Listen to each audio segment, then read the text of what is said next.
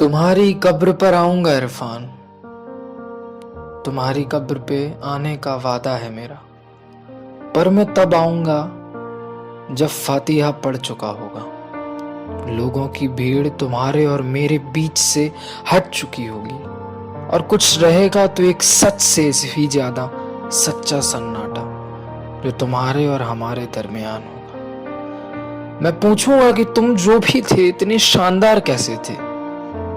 मैं तुमसे पूछूंगा कि एक आसमान के दो किनारों पर बैठे हम और तुम एक वक्त तुमसे इतने कैसे जुड़े कि तुम्हारी सांसें कम हुई तो मेरा सीना भी गुथने लगा। तुम आखिर इतने खास कब हो गए?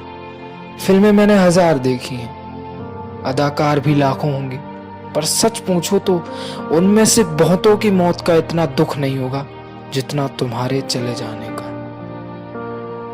तुम्हारा काम था अदाकारी, तुम इतने खास कैसे हो गए इरफान? तुमको नहीं पता, मगर तुम्हारा जाना सिने प्रेमियों के लिए बिल्कुल वैसा है जैसे मिस्र से नील नदी का सूचा। तुम्हारा जाना ठीक वैसे ही है जैसे कुरान से सबसे अच्छी आयतें कोई लेकर चला गया। तुम्हारे जाने के बाद एक खाई बन गई है जिसको भर पाना एक सदी तक संभव नहीं है। मैं अभी भी हैरान हूँ, क्या सचमुच तुम चले गए?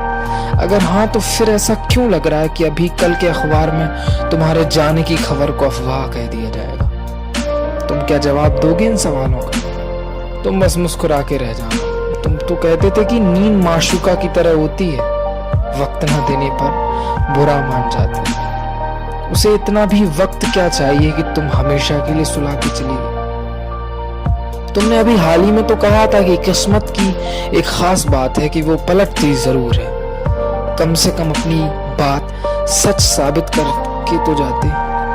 खैर, तुम्हारे जाने के बाद एक अंतहीन अंधेरा छा जाने वाला है जिसके हम सब आदी हो जाएंगे। आज तुम्हारी कब्र आंसुओं से गीली होगी। तुम्हारे लिए पूरी दुनिया ने आंसू बहाए हैं। आज तुम फिर से एक सेलिब्रिटी हो, पर कल को ये वक्त काई की तरह तुम्हारे कब्र पर एक परत बनकर चढ़ने लगेगा। फिर से तुम सेलिब्रिटी से एक्टर बन जाओगे।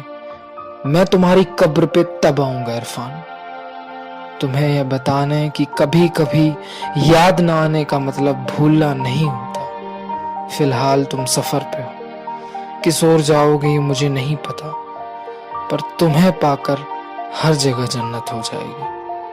अपना ख्याल रखना इरफान। अलविदा इरफान।